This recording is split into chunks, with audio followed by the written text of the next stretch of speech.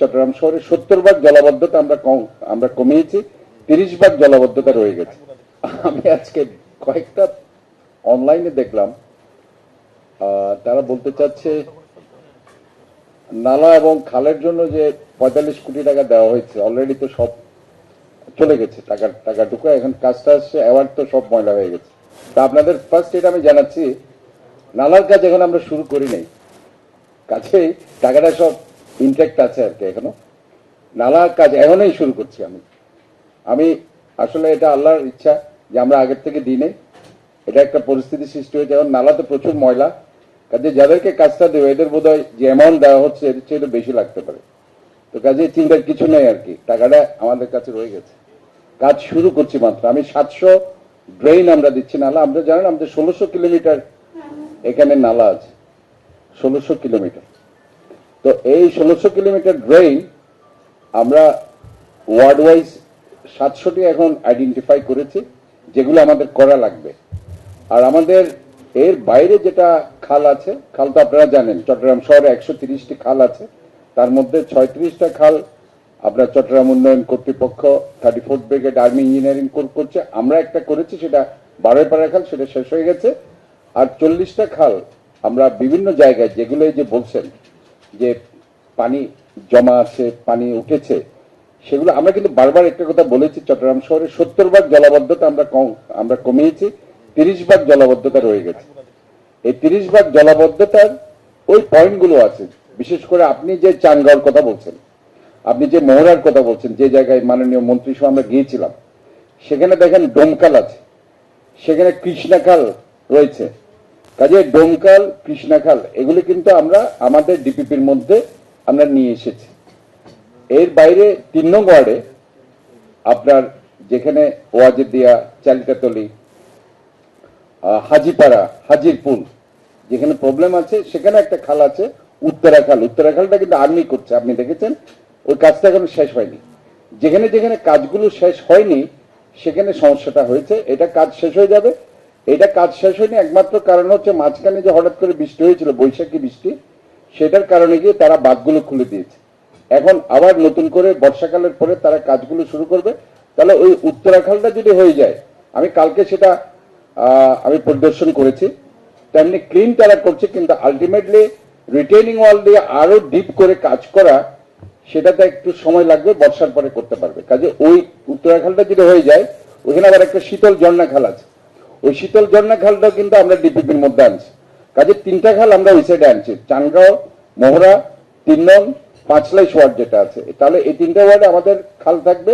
উত্তরাখাল যেটা আর্মি করছে, এবং আরেকটা খাল কিন্তু আর্মি করছে, সেটা হচ্ছে বামুনশাহী খাল, আপনারা হয়তো নাম শুনেছেন। ওই বামুনশাহী খালটা কিন্তু এখনো শেষ হয়নি, যেটার কথা বলছিল যে অর্ধেক কাজ হয়েছে, অর্ধেক কাজ শেষ হয়নি। তাহলে দুটো খাল কিন্তু আর্মিরা করছে, একটা বামুনশাহী খাল, একটা হচ্ছে উত্তরাখাল। আর আমরা যে ডিপিপিতে আমরা নিয়ে আসছি, একটা হচ্ছে ডোমখাল, আরেকটা হচ্ছে কৃষ্ণা খাল, আর আরেকটা হচ্ছে শীতল ঝর্ণা খাল। তাহলে এই 3টা খাল যদি আমরা করে ফেলি, আলটিমেটলি ওই সাইডের যে সমস্যাটা উনি দেখেছেন, ইনশাল্লাহ সেটা একদম 100% কমে যাবে। এখন আসেন আপনি পতেঙ্গার দিকে। পতেঙ্গাতে যেটা হয়েছে, পতেঙ্গাতে আপনারা জানেন সেখানে কিছু সুইচ গেট এখনো পর্যন্ত করা হয়নি। আমাদের টোটাল 39টা সুইচ গেট করা হয়েছে, আরো 51টা সুইচ গেটের মধ্যে আরো 10-11টা রয়ে গেছে। তো পতেঙ্গাতে এখানে সুইচ গেট রয়ে গেছে।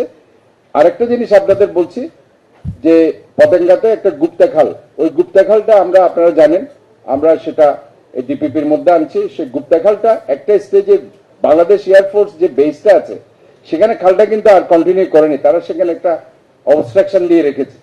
তা আমরা বলেছি, তাদেরকে ইনফর্ম করেছি যে সেটাকে খুলে দেওয়ার জন্য। তাহলে পরে ওই ড্রেনেজ সিস্টেমটা যদি সুন্দর হয়ে যায়, তাহলে আলটিমেটলি ওই পতেঙ্গার সাইডের যে প্রবলেমটা মাইজপাড়া, ডেলপাড়াতে আপনারা দেখেছেন, সেটা ইনশাল্লাহ হয়ে যাবে।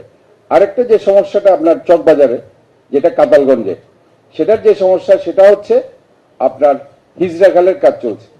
যে হিজরা খাল দেখিয়ে আপনার প্রবর্তকে নিউজ করে ফেলা হয়েছে, পুরো চট্টগ্রাম পানিতে ভাসছে।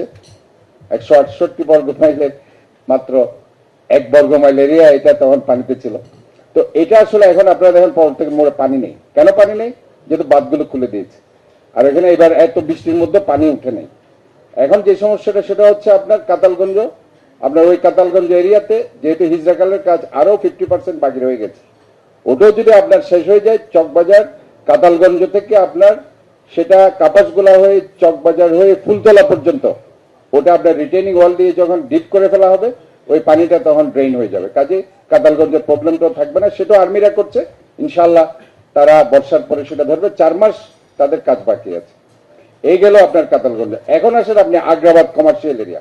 আগ্রাবাদ কমার্শিয়াল এরিয়া যেটা মোগলটোলে, সেটা হচ্ছে আমরা যে গিয়েছি আপনার ওই যে পানি সম্পদ মন্ত্রী সহ, একটা সুইচ গেট বাকি আছে, তারা এখন কাজটা করতে পারেনি। গুলজার খাল মাদারবাড়ি, যেটা গুলজার খাল সদরঘাটে, এই গুলজার খালের কাজ যদি হয়ে যায়, আজকেও আপনি যদি কারো স্টাডি আছে কিনা আমি জানি না, আজকে ঠিক 3টার দিকে আমি যখন সেখানে পর্যবেক্ষণ গেলাম, সেখানে পানি চলে এসছে। এটা হচ্ছে জোয়ারের পানি, অর্থাৎ আগ্রাবাদ হোটেলের সামনে যে কমার্শিয়াল এরিয়াটা আছে, জোয়ারের পানি। কেন আপনারা জানেন যে অমাবস্যা, গতকাল রাত অমাবস্যা গিয়েছে, তাহলে আজকেও জোয়ারের পানি থাকবে, আগামীকালও থাকবে। আগামীকাল বিভিন্ন হিন্দুদের রথযাত্রা প্রোগ্রাম আছে, তো কালকেও এই পানিটা কিন্তু, এটা কিন্তু জোয়ারের পানি, এটা কিন্তু অন্য কোনো পানি নেই, এখানে কিন্তু কোনো বৃষ্টি নেই, কিচ্ছু নেই।